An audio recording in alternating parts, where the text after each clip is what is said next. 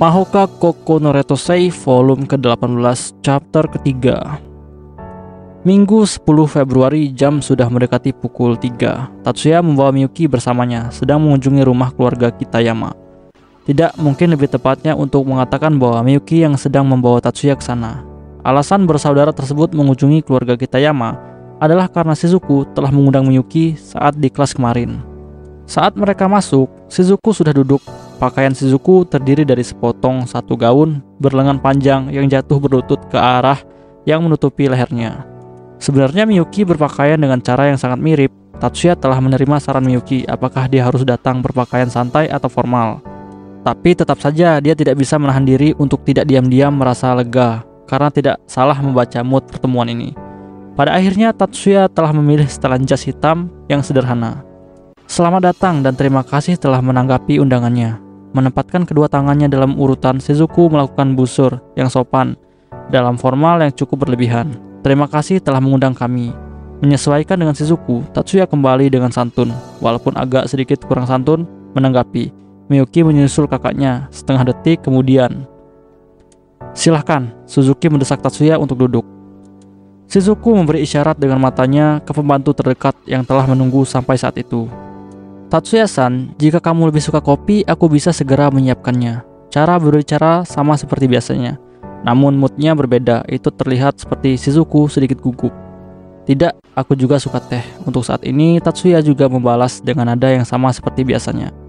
Omong-omong Shizuku, setelah Tatsuya, Miyuki juga berbicara dengan nada biasa.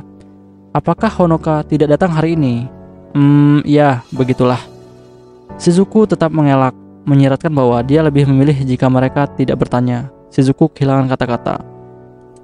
Ojo-sama, di tengah kesunyian, tanpa diduga, pembantu yang telah tinggal diam di belakang Shizuku berbicara. Itu adalah peringatan untuk tidak membiarkan teh terlalu lama. Shizuku membuka tutup panci, mengaduk isi dengan sendoknya, lalu menutupnya lagi. Silahkan. Terima kasih. Tatsuya menyuarakan rasa terima kasih sementara Miyuki dia membungkuk. Sangat lezat. Miyuki adalah orang pertama yang menyuarakan pendapatnya. Tatsuya juga mengangguk. Shizuku, kamu tidak hanya ahli teh hijau, tapi juga teh hitam. Shizuku sedikit malu dan mengalihkan pandangannya. Apakah Miyuki sudah mencicipi teh yang dibuat oleh Shizuku? Ya, Oni-sama, teh hijau yang disiapkan Shizuku juga lezat. Keheningan, kecanggungan menyerbu tempat itu sekali lagi.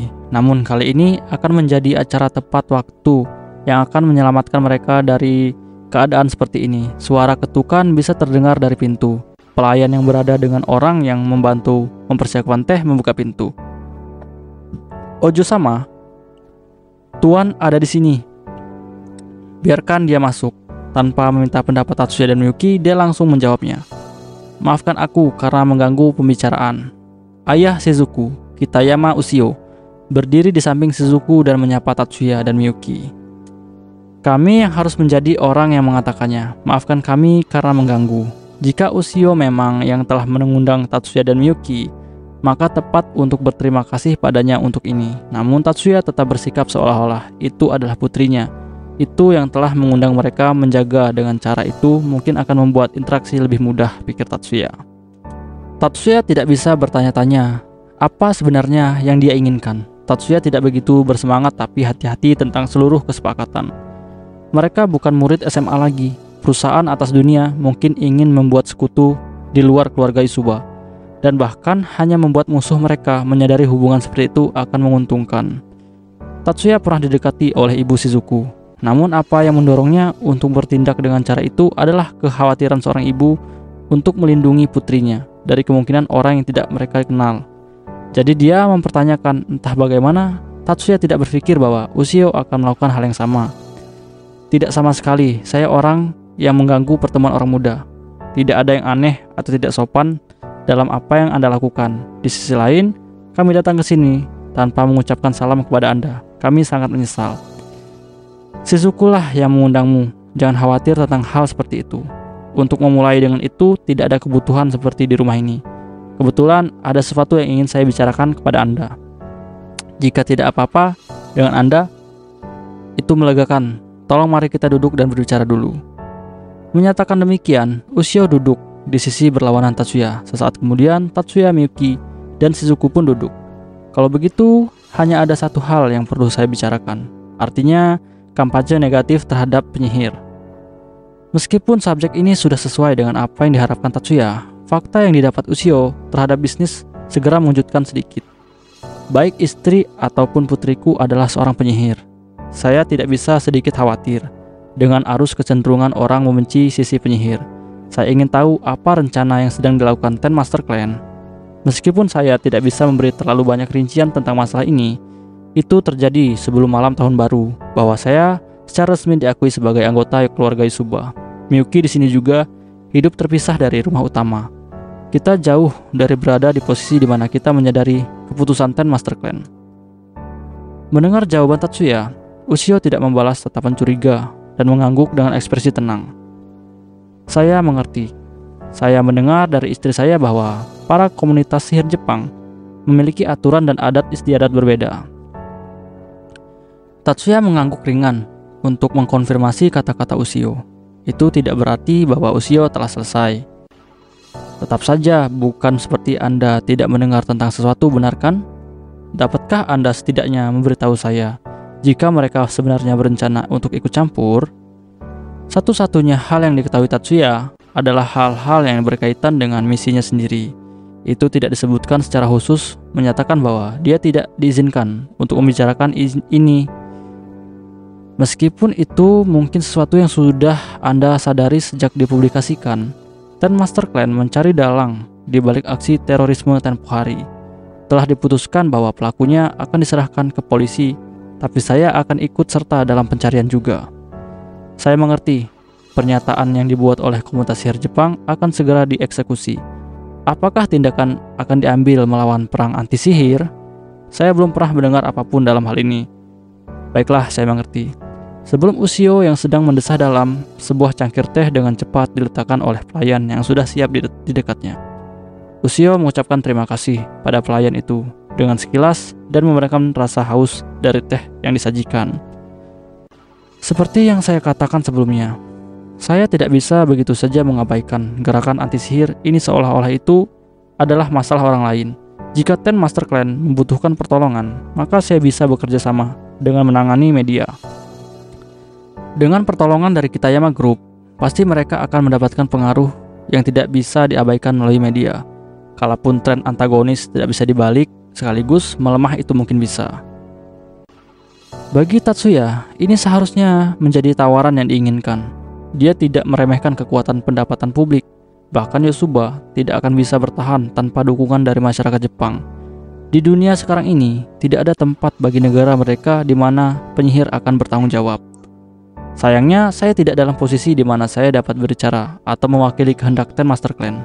Baik saya maupun Miyuki tidak diperkenankan mewakili keluarga Yusuba di konferensi Ten Master Clan juga. Namun jawaban Tatsuya adalah yang netral. Selain itu, saya pikir bahwa dalam situasi ini, campur tangan atas nama penyihir dengan media tidak diinginkan untuk Kitayama, dan hanya untuk kepentingan Shizuku untuk memperkuat pendapat ini. Sebuah cahaya tajam muncul di mata Ushio. Sampai saat ini dia telah mengenakan wajah seorang ayah, tapi sekarang itu mungkin wajah salah satu pilar dunia bisnis. Sekarang saya harus bertanya-tanya mengapa. Gerakan anti-sihir adalah bentuk gerakan antisosial. Tidak akan salah dikatakan bahwa penyihir saat ini merupakan jalan keluar untuk ketidakpuasan masyarakat. Bahkan di bawah keadaan normal, Kitayama-san sudah menjadi sasaran kecemburuan dan ketidakpuasan karena bisnis Anda yang berkembang. Jadi saya pikir sebaiknya kita tidak memberi lebih banyak bahan kepada para aktivis untuk merasa gelisah. Orang-orang ini tidak melakukan diskriminasi, bukan hanya istrimu dan Shizuku-san. Bahkan dirimu sendiri dan bahkan Wataru-kun bisa terkena kedengkian dari mereka. Ushio mengambil cangkir teh dan membawanya ke mulutnya. Bukan karena dia haus, tapi karena dia ingin mengevaluasi pendapat Tatsuya sebelumnya. Meskipun saya pikir mengkategorikan semua kritik terhadap penyihir sebagai anarkisme berbahaya, saya mengerti bahwa Anda khawatir dengan kesejahteraan anak-anak saya. Tapi apakah baik saja dengan ini? Jika siswa SMA pertama pernah menjadi korban tindakan dendam atau kejahatan, maka kemungkinan besar saya akan meminta bantuan Anda. Jika Anda mengatakan bahwa Anda tidak berniat mencegah kerusakan sebelum benar-benar terjadi, tidak mungkin mengikuti tindakan setiap siswa di luar sekolah. Kita mungkin mendorong kehati-hatian, tapi apapun di luar itu akan sulit. Tentu saja begitu. Ushio menatap sekilas penilaian terhadap Tatsuya, namun dengan cepat menghilang di balik wajah tersenyum yang tersusun rapi. Aku mengerti sikapmu. Saya juga akan berhati-hati. Namun jika situasi makin buruk, jangan ragu untuk datang dan berkonsultasi dengan saya kapan saja. Saya mungkin terdengar gigih, tapi ini bukan hanya masalah orang lain bagi saya. Dipahami, bila itu terjadi, saya akan mengandalkan Anda. Sambil menunduk, memandang Tatsuya, Ushio berdiri. Aku sudah menyusahkanmu, kumohon nikmati dirimu di sini. Dengan meninggalkan kata-kata perpisahan seperti itu kepada Tatsuya dan Miyuki, yang telah berdiri juga untuk membungkuk, Ushio pergi dari ruangan. Senin 11 Februari seperti biasa, Tatsuya menuju ke sekolah ditemani Miyuki dan Minami, sementara dia pergi ke kelasnya. Dia merasakan suasana yang aneh di lingkungan sekolah. Pada hari setelah pernyataan Guji tentang tindakan teroris baru-baru ini, suasana sangat gelisah, namun saat itu tidak persis sama, meskipun kecemasan jelas merupakan bagian dari campuran.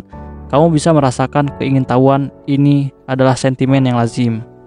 Selamat pagi Mizuki. Sepertinya semua orang gelisah. Apakah ada yang terjadi?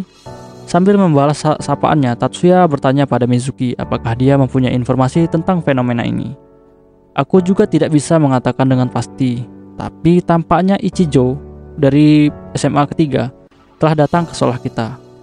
Ichijo, meskipun dia tidak meninggikan suaranya terlalu keras, itu adalah fakta bahwa bahkan Tatsuya pun tidak bisa menahan untuk menjadi terkejut. Tidak mungkin, apa dia pindah ke SMA pertama? Dari siapa kamu mendengar cerita ini, Mizuki? Dariku, jawaban datang dari belakang Tatsuya. Dia tidak datang dari tempat asalnya, di dekat jendela, tapi dari pintu masuk kelas E dan berdiri di belakangnya. Selamat pagi Erika, jadi apa kamu sudah melihat Ichijo? Tatsuya bertanya begitu berbalik. Meskipun bukan seperti aku melihatnya dengan mataku sendiri atau apapun, Erika berhenti mencoba mengejutkan Tatsuya. Ichijo-kun dibawa oleh wakil kepala sekolah ke kantor kepala sekolah, atau begitulah kata orang. Saya bertanya sekitar untuk melihat apakah ini bukan hanya lelucon. Kantor kepala sekolah, lalu semua orang seperti kalian semua sudah tahu, Ichijo-kun dari SMA 3 akan menginap di rumah di Tokyo sekitar sebulan. Bahkan hanya guru bimbingan dari kelas A yang sekarang sedang berbicara, tapi wakil kepala sekolah Yaosaka sendiri dan tempat di sebelahnya adalah Ichijo Masaki. Fakta bahwa Masaki hadir sudah cukup mengejutkan, tapi mengaitkan ini dengan kenyataan bahwa wakil kepala sekolah itu sendiri yang sedang melakukan penjelasan menjadi terlalu banyak bahwa apa yang baru saja dia katakan tidak segera masuk ke otak siswa. Baiklah, Ichijo-kun, dipanggil oleh Yaosaka. Masaki maju setengah langkah ke depan. Nama saya Ichijo Masaki, dari SMA ketiga. Kesempatan belajar bersama ini disebabkan oleh kebaikan semua orang di SMA pertama. Ini hanya untuk jangka pendek 1 bulan, tapi saya berharap bisa bekerja sama dengan Anda. Pada saat yang sama, Masaki membungkuk. Tepuk tangan hangat meletus di kelas. Sejak kelas 2A sudah memiliki pengalaman dengan acara semacam ini dengan kunjungan sementara Lina tahun lalu. Kelas mereka yang paling terbiasa dengan keseluruhan transaksi. Fakta ini menimbang keputusan kepala sekolah Momoyama untuk menempatkan Masaki di kelas A. Itu sama sekali bukan karena pertimbangan usulan baru keluarga Ichijo ke keluarga Yusuba. Bagaimanapun Miyuki tidak bisa bertanya, tapi melihat ini dengan kecurigaan. Sementara dia secara terbuka bertepuk tangan dengan yang lain dan mempertahankan senyumannya. Dia menghela nafas dalam. Pada hari makan siang yang sama, Masaki tidak duduk di meja yang sama dengan Miyuki. Ia mengutamakan memperdalam persahabatannya dengan pria kelasnya. Kelas A, dan itu adalah kelompok Morisaki. Melihat dari kursinya di kejauhan, Erika bergumam, mengejutkan. Aku pikir dia akan mencoba untuk melekat pada Miyuki. Jika dia melakukan itu, dia mungkin akan dibenci oleh kedua cowok dan cewek di kelasnya. Sambil tersenyum masam mendengar pendapat Erika yang kasar, Mikihiko keberatan karenanya. Karena Lina adalah seorang gadis, tidak ada yang aneh dengan dia dan Miyuki berada bersama, tapi Ichijo adalah seorang pria. Tersenyum juga Honoka selaras dengan pendapat Mikihiko. Setelah hari ini berakhir, Tatsuya memutuskan untuk mengunjungi kelas 2A. Onisama, apa kamu datang untuk menjemputku? Miyuki yang merasakan kedatangannya pergi menemui Tatsuya di lorong. Untuk Tatsuya yang seharusnya sudah pergi ke ruang Dewan Murid, tidak biasa baginya untuk datang dan mendapatkan Miyuki. Ya, aku juga punya beberapa hal untuk dibicarakan dengan Ichijo. Namun jawaban Tatsuya mengecewakan sedikit. Ichijo-san, mengerti aku akan memanggilnya. Tetap saja dia tidak menunjukkan kekecewaannya. Miyuki menunjukkan senyum dan kembali ke kelasnya. Shiba-san, terima kasih banyak. Shiba, apa yang kamu inginkan? Saat ini dia harus mengutamakan Masaki. Ichijo, apakah kamu tahu bahwa Jumonji Senpai sedang merencanakan sebuah pertemuan untuk membicarakan misi kita?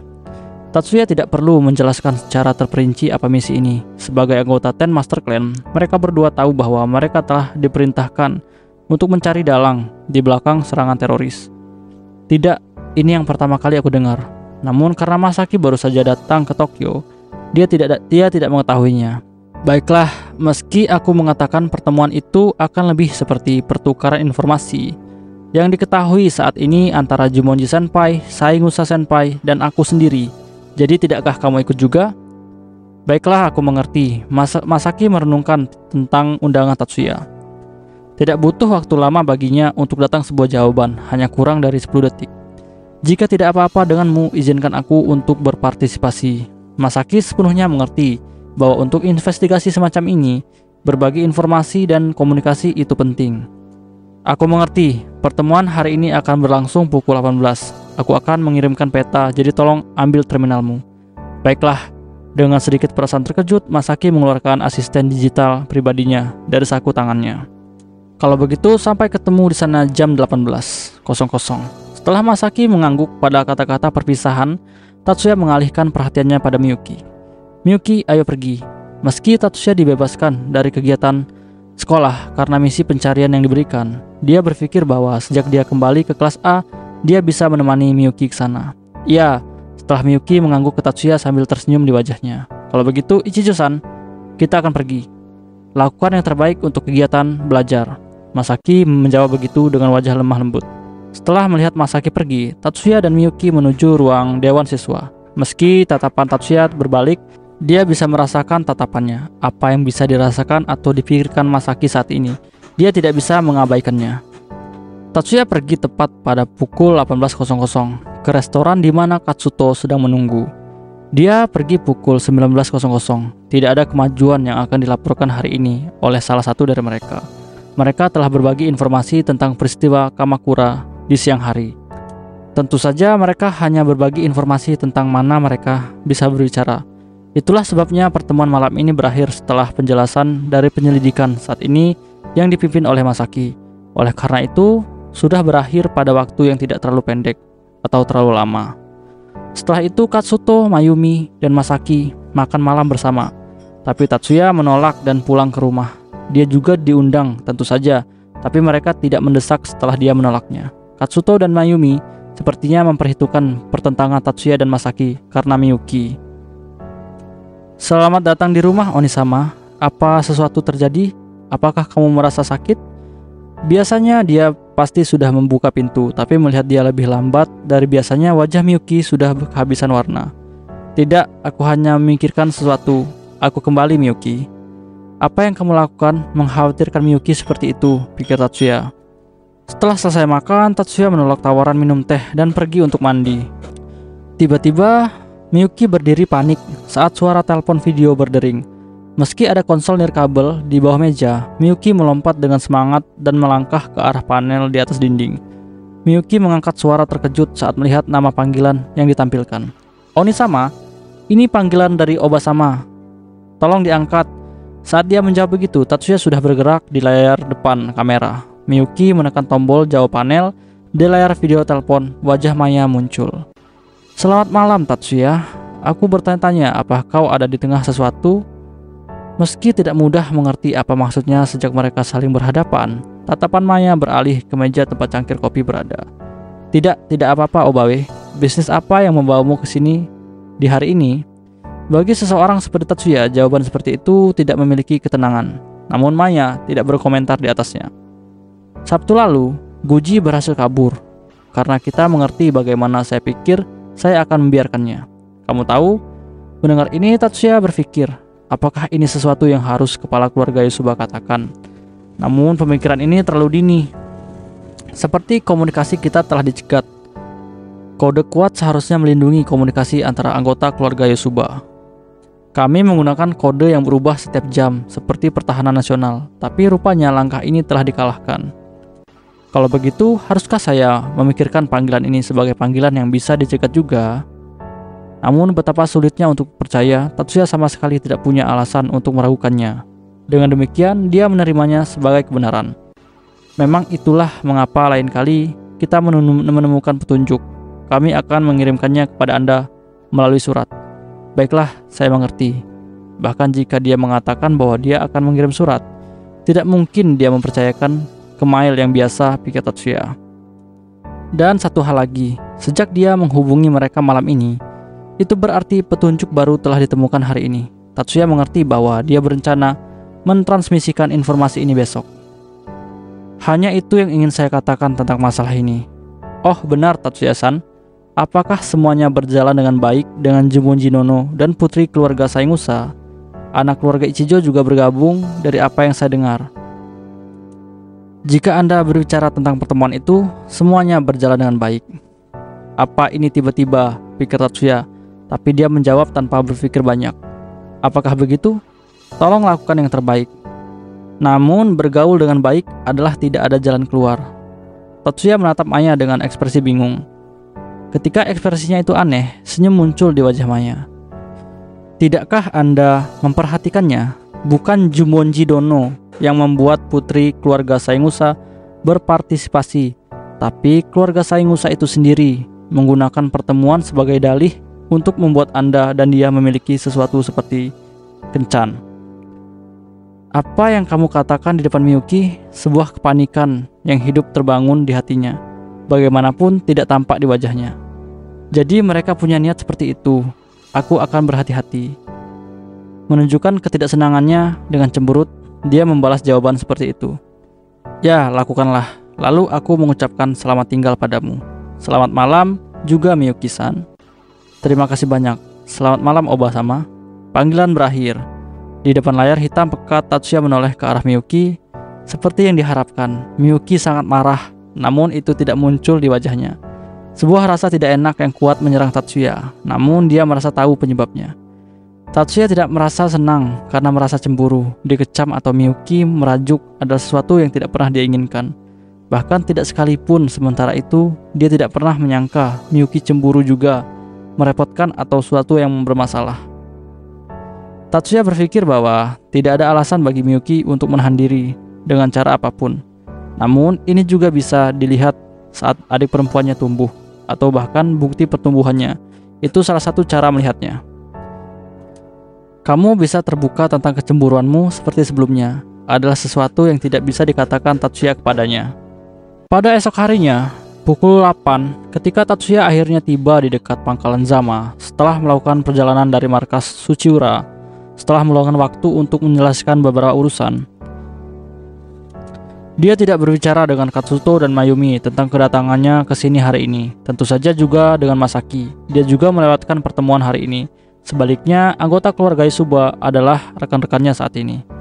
Sepertinya semua anggota sudah berkumpul. Tatsuya menghentikan motornya di tempat parkir dan melangkah ke sebuah mobil box. Fumiya, Ayako, kamu melakukannya dengan baik meski hari ini adalah hari kerja. Begitu dia jaraknya dekat, dia memanggil kedua sepupunya dengan suara yang rendah. Tatsuya-san sambil menahan suaranya juga, meski tidak mampu menyembunyikan kekagumannya sepenuhnya. Fumiya menanggapi, aku bahkan tidak merasakan kehadiranmu. Kamu terus menjadi lebih baik dan lebih baik menjadi tidak terlihat. Selamat malam Tatsuya-san, aku mengerti bahwa situasi saat ini menuntut, tapi karena ini hatiku tidak enak, bisakah kau lebih perhatian? Fumiya mengeluarkan puji-pujian dan Ayako yang tak disangka-sangka sikapnya telah berubah sedikit sejak pertunangannya dengan Miyuki telah diumumkan. Dia sedikit pendiam dan sepertinya jarak di antara mereka telah diperpendek. Namun ini adalah penampilan seorang Ayako yang mencoba terbaik untuk menerima kenyataan situasi saat ini. Sepertinya Yoshimi akan pingsan karena syok. Dekat Ayako, Yoshimi menggelengkan kepalanya dari kiri ke kanan dengan gaya misterius yang biasa. "Yoshimi, kamu tidak perlu menahan diri, Tatsuya-san. Meski begitu, terus terang, sama sekali tidak memiliki bentuk akal sehat. Dalam situasi ini tidak ada gunanya menyembunyikan kebenaran.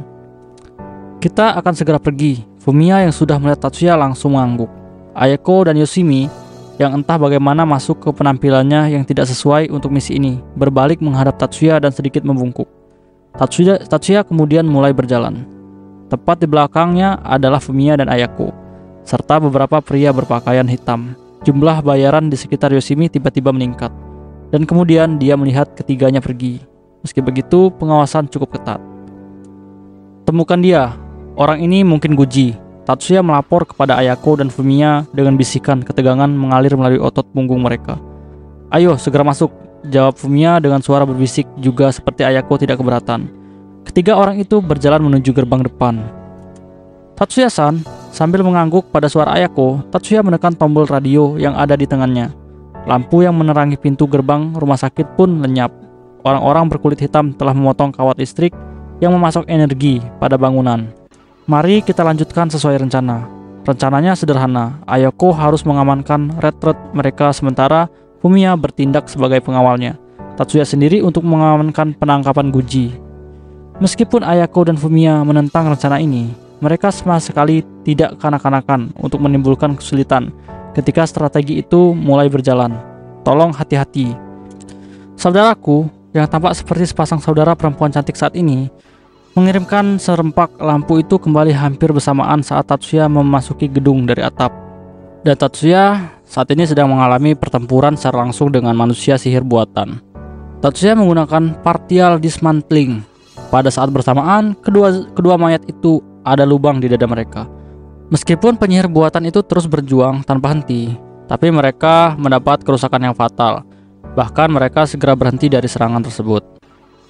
Setelah memastikan bahwa semua aktivitas Psion telah berhenti, Tatsuya menuju tangga darurat sekali lagi. Guji rupanya sudah sampai di lantai 1. Tatsuya melompat menurun tangga. Menghindar kerusakan dengan sear control inertial minimal, ia mengarah pada ambulans yang Guji telah merencanakan untuk melarikan diri.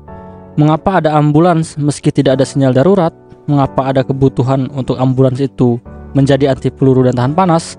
Pertanyaan semacam itu disimpan di kedalaman pikiran Tatsuya. Suara Psion yang dipicu oleh case jamming yang berasal dari ambulans bukan masalah baginya. Satu-satunya yang tertinggal sebagai rintangan dari Tatsuya adalah beberapa peluru senapan bertekanan tinggi ditembakkan berturut-turut ke arahnya. Meskipun Tatsuya secara naluri melindungi poin vitalnya, dia sama sekali tidak bisa mengelak. Pertama, peluru menghantam lengan kirinya. Peluru masuk dan terdekomposisi saat ia berguling ke tanah. Luka yang ia terima di bahu kirinya sudah disembuhkan oleh Rigrot. "Tatsuya-san," Ayako secara naluri memanggil namanya. Di dekat pintu masuk atap, Tatsuya berdiri dengan wajah bersembunyi di bawah helm. Dia menunjukkan pistol pada tentara yang telah mengoperasikan case jammer. Salah satu alasan Tatsuya tidak hanya melompat ke atap adalah karena ia ingin menghindari membuat dia sebagai sasaran empuk bagi penembak jitu. Itu belum semuanya. Dia ingin menyebarkan gas tidur di lantai 1 dan 2. Sekarang perlu melepaskan gagasan untuk mencegah keributan. Tapi setidaknya dia perlu menemukan cara untuk mencegah dokter dan perawat yang tidak bersalah terlibat. Seiring dengan tembakan, efek gas jammer terganggu. Suara tembakan itu hanya tipuan sebenarnya, dan Tatsuya telah menggunakan perangkat dekomposisinya. Peluru daya tinggi didorong keluar dari moncong mereka. Membaca lintasan mereka, dia mengangkat tangannya. Itu adalah tipu daya yang telah ditunjukkan pada kompetisi tesis 2095. Dan peluru itu pun berubah menjadi batu dan pasir dan hilang seketika. Tatsuya tidak mengabaikan kesempatan ini. Dengan dekomposisinya, lubang kecil dibuat di baju besi tubuh mereka. Tentara yang telah mengoperasikan case jammer dan 5 lainnya berguling di lantai karena lubang di perutnya yang mengeluarkan darah. Di sisi lain, Fumiya memotong sisa operasi dengan direct pain. "Kalian berdua, apa kamu terluka?" Mulai saat mengatakannya, Tatsuya mengerutkan kening. Dan di balik helm itu, dia mengulurkan tangan kirinya ke kaki Fumiya yang terluka. Luka pisau hilang dalam sekejap. Pecahan celana ketat juga diperbaiki dalam prosesnya. Setelah memastikan bahwa ini adalah tingkat luka mereka, Tatsuya menembak 5 mayat di lubang penjara yang diciptakan oleh dekomposisi sebelumnya. Apa yang sebenarnya ingin kamu lakukan? Dengan wajah pucat, Ayako menanyakan alasan tindakan kejam Tatsuya. Aku ingin mereka mengira bahwa mereka tertembak, meski mungkin juga begitu mengerti hanya dengan melihat. Dengan senyum yang tampak seperti senyuman, Tatsuya menggunakan pisaunya untuk menusuk musuh yang dikalahkan Fumiya. Mereka tidak akan mati. Jika luka mereka dirawat dengan cepat, mereka akan selamat. Dari bagian dalam helmnya, sebuah alasan yang tidak akan bisa meredakan nurani mereka keluar. Ini bukan alasan untuk membenarkan tindakannya, tapi alasannya untuk membuat Fumiya dan Ayako setuju. Apa kita akan meninggalkan mereka seperti itu? Fumiya tidak mengutuk Tatsuya. Dia hanya ingin tahu apakah mereka harus meninggalkan musuh di sini. Ini adalah tentara USNA. Menculik mereka mungkin adalah ide yang buruk, dan terlebih lagi, mereka mungkin tidak memiliki petunjuk tentang Guji. Baiklah, aku mengerti. Meski menjawab begitu, Fumiya tidak sepenuhnya yakin mereka ikut campur dalam misinya menjadi tentara USNA, dan baginya itu berarti mereka harus memiliki petunjuk tentang hubungan. Namun dia bisa mengerti mengapa menangkap tentara USNA akan menjadi tindakan yang bodoh. Kalau begitu, ayo kita ambil musuh yang terjatuh di rumah sakit. Dua mayat penyihir buatan tergeletak di koridor lantai 3. Aku akan menunjukkan jalannya. Sambil mengangguk pada usulan Tatsuya, ketiganya kembali ke gedung. Mayor Kanopus, kekuatan penyumbatan telah dimusnahkan. Tunggu sampai anggota Yusuba menarik diri untuk mengembalikannya kembali. Baik tuan, saya mengerti. Saat itu di pesawat USNA yang sempat mendarat di Basizama, seperti percakapan itu berlangsung. Apakah mobil yang dikendarai Heigu berhasil kabur dengan selamat? Tidak ada kendaraan pengejaran yang terdeteksi. Bagus, awasi dengan seteliti mungkin. Baik pak. Mengenai pengejaran Jiedo Heigu, saat ini Kanopus selangkah lebih maju dari Yosuba. Pola gelombang pesion dari Guji telah dianalisis saat berada di negara mereka. Dan pihak USNA saat ini memiliki radar jarak pendek yang bisa mengenali pola gelombang pesion tertentu, sehingga mereka dapat melacak Guji dengan mudah. Dan teknik ini belum dimiliki oleh Jepang. Seolah-olah Angkatan Darat USNA telah menangkap Guji, namun Kanopus tidak akan bergerak untuk menahan tindakan Guji. Dia rajin mengikuti instruksi yang diberikan oleh Kolonel Balance, bagaimana membimbing Guji ke laut lepas sambil menghalangi pergerakan unit pengejar Jepang. Kanopus memikirkan hal ini untuk waktu yang lama. Oke, pembahasan untuk part ketiga ini selesai sampai di sini, dan kita bakal lanjut lagi ke chapter selanjutnya ya, yaitu chapter 4. See you next time di chapter selanjutnya. Bye bye.